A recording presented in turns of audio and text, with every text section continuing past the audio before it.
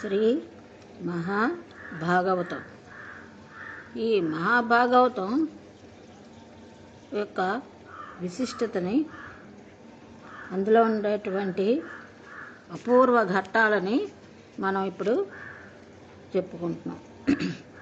ఇందులో మొదటిగా వచ్చేది ఏంటంటే, ఇందులో కృష్ణుని తాలూకా అన్ని లీలలు వస్తాయి. అయితే ఇందులో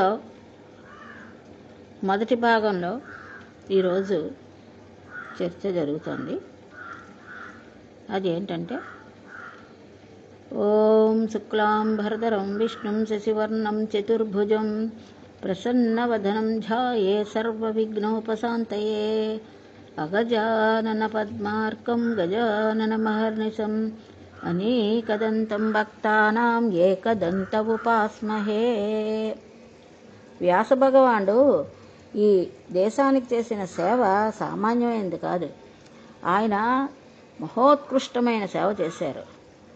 చేసిన తర్వాత అంతటితో ఊరుకోకుండా అల్పాయుర్దాయం కలిగి అనారోగ్యంతో ఉంటూ బుద్ధి ఎప్పుడూ కూడా అర్ధకామముల యందు ఉండే సామాన్య జనులకు కలియుగంలో వేదాలను 4 చదవడం దుస్సాధ్యమనే బుద్ధి చేత వ్యాస భగవానుడు వేదరాశిని 4 విభాగాలుగా విభజించారు.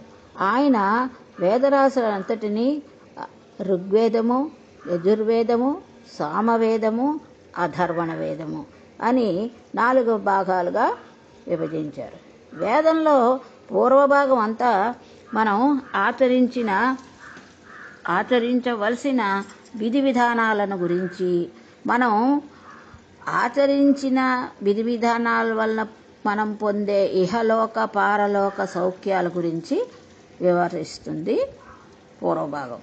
ఇంకా ఉత్తర భాగంలో అంతా కూడా మళ్ళీ మనం ఒక అమ్మ కడుపులో ప్రవేశించవలసిన అవసరం లేకుండా ఇదే తుట్టతుద జన్మ చేసుకోవడం కోసమని, ఏ జ్ఞాన సముపార్జనం చేయడం చేత మనకు కైవల్యం లభిస్తుందో దానిని గురించి తెలియజేస్తుంది ఉత్తర భాగం. జ్ఞానాత్ కేవలం కైవల్యం, జ్ఞానం చేత మాత్రమే కైవల్యం లభిస్తుంది. పునరావృత్తి రహిత శాశ్వత శివజాయుజ్య సిద్ధి కొరకు ఏ జ్ఞానమును మనం పొందాలో అటువంటి జ్ఞానాన్ని వేదం ఉత్తర భాగంలో ప్రతిపాదన చేస్తోంది. ఆయన శిష్యుడైనటువంటి జైమిని చేత బెతమునకు పూర్వభాగమైన కర్మకు సంబంధించినటువంటి విషయాలన్నిటినీ వ్యాఖ్యానం చేయించారు. దానిని పూర్వమీమాంస అంటారు. ఇంకా ఉత్తర భాగం అంతా జ్ఞానానికి సంబంధించింది. వ్యాస మహర్షియే స్వయంగా బ్రహ్మసూత్రాలను రచించాడు. ఈ బ్రహ్మసూత్రాలనే ఉత్తర మీమాంస అని కూడా అంటారు. మరలా ఆయన 18 పురాణాలను కూడా రచించారు. పురాణాలను రచించడం అంటే తేలికైనటువంటి పని మాత్రం కాదు. సర్గశ్చ ప్రతిసర్గశ్చ వంశో మన్వంతరాణి చ వంశానుచరితం చైవ పురాణం పంచలక్షణం. పురాణానికి 5 లక్షణాలు ఉండాలి. సర్గ, ప్రతిసర్గ అనే విభాగం ఉండాలి. గొప్ప గొప్ప వంశాలను గురించి ప్రస్తావన చేయాలి. అనేక మన్వంతరాల్లో జరిగే విశేషాలను చెప్పాలి. అది భగవత్ సంబంధంగా దానిని ప్రతిపాదన చేయవలసిన శక్తిగా ఉండాలి. అటువంటి వాడు తప్ప పురాణాలను ఎవరూ చెప్పలేరు. అటువంటి పురాణాలనే రచించినటువంటి మహానుభావుడు మన వేదవ్యాసుడు. మనకి జ్ఞాపకం ఉండడం కోసమని తేలిక సూత్రాన్ని ఒకదాన్ని పెద్దలు ప్రతిపాదించారు. మద్వయం భద్వయం చైవ భ్రత్రయం వా చతుష్టయం. ఆ నా పా లిం గా కు స్కా ని పురాణాన్ని పృథక్. మజ్జయం మకారంతో 2 పురాణాలు ప్రారంభమవుతాయి. అందులో ఒకటి మార్కండేయ పురాణం, రెండోది మత్స్య పురాణం. భద్వయం భాతో 2 పురాణాలు ప్రారంభమవుతాయి. అవి భాగవత పురాణము, భవిష్యత్ పురాణము. భ్రత్రయం. భ్రాతో 3 పురాణాలు ప్రారంభమవుతాయి. అవి బ్రహ్మ పురాణము, బ్రహ్మాండ పురాణము, బ్రహ్మవైవర్తన పురాణము. వా చతుష్టయం. వకారంతో 4 పురాణాలు ప్రారంభమవుతాయి. అది వరాహ పురాణము, విష్ణు పురాణము, వామన పురాణము, వాయు పురాణము. అనాపలింగ కుస్కాని అంటే ఒక్కొక్క అక్షరానికి ఒక్కొక్క పురాణం వస్తుందని. ఆ అంటే అగ్ని పురాణం, నా అంటే నారద పురాణం, పా అంటే పద్మ పురాణం, లిం అంటే లింగ పురాణం, గా అంటే గరుడ పురాణం, కు అంటే కూర్మ పురాణం, స్కా అంటే స్కంద పురాణం. వ్యాస భగవాన్లు వేదాలను విభాగం చేసేటప్పుడు ఒక్కొక్క వేదమును ఒక్కొక్క శిష్యుడికి అప్పజెప్పారు. వ్యాసుడు చేసిన సేవ అంతా ఇంత కాదు. మొట్టమొదటి అయిన ఋగ్వేదాన్ని పైలుడు అనే ఒక శిష్యుడికి పూర్ణంగా నేర్పారు. దాని శాఖలను పైలుడు ఆధిపత్యంగా వహించాడు. ఇంకా యజుర్వేదాన్ని వైశంపాయనుడు అనే ఋషి తెలుసుకున్నారు. సామవేదాన్ని జైమిని పూర్ణంగా అవగాహన చేసుకున్నాడు. అథర్వణ వేదాన్ని సుమంతువు అనే ఋషికి తెలియజేశారు. ఈ 18 పురాణాల్ని రోమహర్షణుడు అనే ఒక మహానుభావుడికి నేర్పాడు. ఆ రోమహర్షుని కుమారుడే సూతుడు. ఆ సూతుడే పురాణ ప్రవచనం చేస్తూ ఉంటాడు.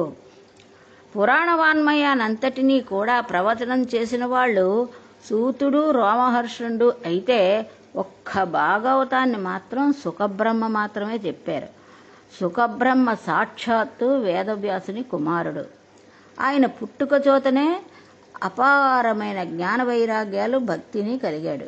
ఎంతటి వైరాగ్య భావన కలిగాడు అంటే ఆయన మంచి నిండు యవ్వనంతో ఉండే రోజుల్లో తండ్రి గారు ఆయన్ని వివాహం చేసుకోమని అడిగారు. అప్పుడు ఆయన, నాకు వివాహం అక్కర్లేదు, ఈ లోకం అంతా దుఃఖభూయిష్టమైపోయింది, నేను ఆనందాన్ని అనుభవించాలి, అందుకని నేను బ్రహ్మైక సిద్ధి కొరకు తపస్సు చేస్తాను అని చెప్పి అరణ్యాలను పట్టి వెళ్ళిపోతున్నాడు. వెనక నుంచి వ్యాసుడు పుత్రుని మీద ఉన్న కాంచ చేత హా పుత్ర, హా పుత్ర అని అరుస్తూ వెంట వస్తున్నారు. శుకుడు ఓ అనలేదు. అంతటా ఆత్మతత్వాన్ని చూడ్డానికి అలవాటైపోయిన శుకునికి బదులుగా వ్యాసునికి అరణ్యంలో ఉన్న చెట్లు అన్నీ ఓయ్ ఓయ్ అని జవాబులు చెప్పాయి. అంతటి బ్రహ్మనిష్టగరిష్ఠుడైన సుఖమహాముని యవ్వనమునందే ఒంటి మీద బట్ట లేకుండా వెళ్ళిపోతూ ఉండేవాడు. సుఖబ్రహ్మ వైరాగ్య సంపత్తి గురించి మనకు ఒక ఉదాహరణ చెప్తూ ఉంటారు. ఆయన ఒకనాడు ఒక సరోవరం పక్క నుంచి వెళ్ళిపోతున్నారు. వెనక వ్యాసుడు వస్తున్నాడు. అక్కడ సరోవరంలో అప్సరసలు దిగంబరులై స్నానం చేస్తున్నారు. అందులో ఒకరు శుకుడు వస్తున్నాడు అన్నారు. సుఖబ్రహ్మకు వచ్చి నమస్కారం చెయ్యాలని వారు వివస్త్రులై ఒంటి మీద వస్త్రం కట్టుకోకుండా లేచి వచ్చి శుకునికి నమస్కరించారు. అప్పుడు శుకుడు నిండు యవ్వనంలో ఉన్నాడు. ఆయన వెళ్ళిపోయాడు. మళ్ళీ అప్సరసలు స్నానం చేస్తున్నారు. వ్యాసుడు వస్తున్నాడు. అప్పుడు వారు బట్టలు కట్టుకుని వ్యాసునికి నమస్కరించండి అని అనుకున్నారు. అప్పుడు వాళ్ళు బట్టలు కట్టుకుని నమస్కరించారు. ఈ సంఘటన చూసి వ్యాసుడు ఆశ్చర్యపోయాడు.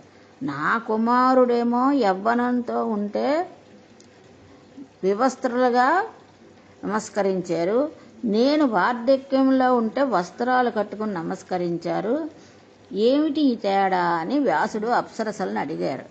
అప్పుడు అప్సరసలు అన్నారు, నీ కుమారునికి స్త్రీ పురుష భేదం తెలియదు, అతడు అంతటా బ్రహ్మాన్ని ఒక్కదాన్నే మాత్రమే చూస్తాడు, నీకు స్త్రీ పురుష భేదము తెలుసు, అందుకే మేము బట్టలు కట్టుకుని నమస్కరించాం అని బదులు చెప్పారు. అది సుఖబ్రహ్మ వైరాగ్య సంపత్తి అంటే. శుకుడు చాలా గొప్పవాడు.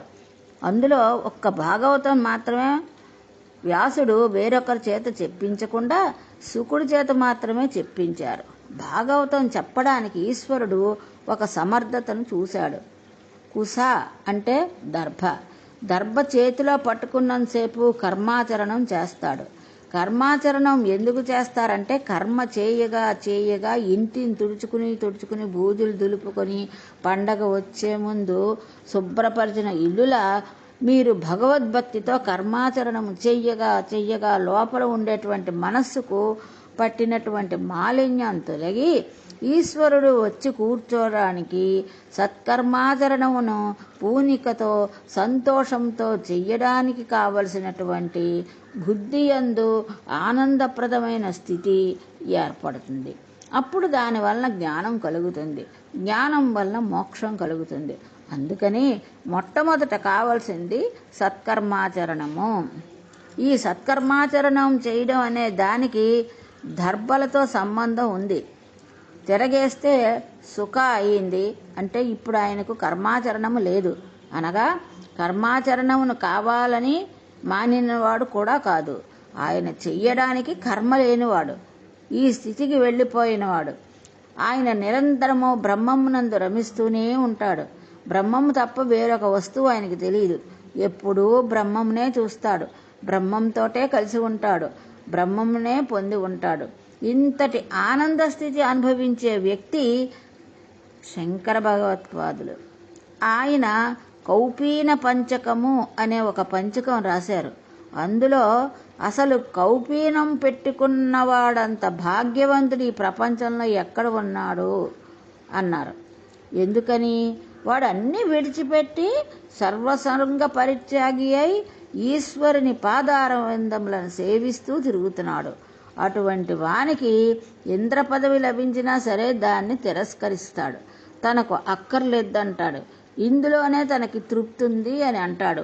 అటువంటి మహానుభావుడైనటువంటి శుకుడు నిరంతరము ఆనందాన్ని అనుభవించేవాడు.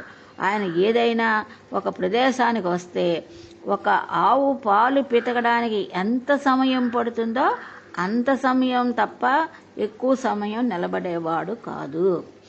ఎందుకంటే ఒకవేళ ఎక్కడైనా అంతకన్నా ఎక్కువసేపు నిలబడితే ఆ ఊళ్ళో ఉన్న వ్యక్తులతో తనకు పరిచయం ఏర్పడితే ఆ పరిచయం వల్ల ఇంతమంది తన మనసులో ప్రవేశించి వీరు ఫలానా అని గుర్తుపెట్టుకుని వీళ్ళందరినీ లోపల పెట్టుకుంటే ఈశ్వరుడితో సంగమం తగ్గిపోయి లోకంతో సంగమం పెరిగిపోతుందని ఆయన ఎక్కడా ఎక్కువసేపు ఉండకుండా తిరిగి వెళ్ళిపోతూ ఉండేవాడు.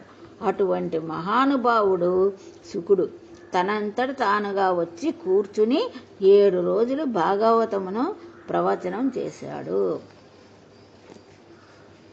శ్రీ భాగవతము మొదటి రోజు పారాయణ సంపూర్ణం.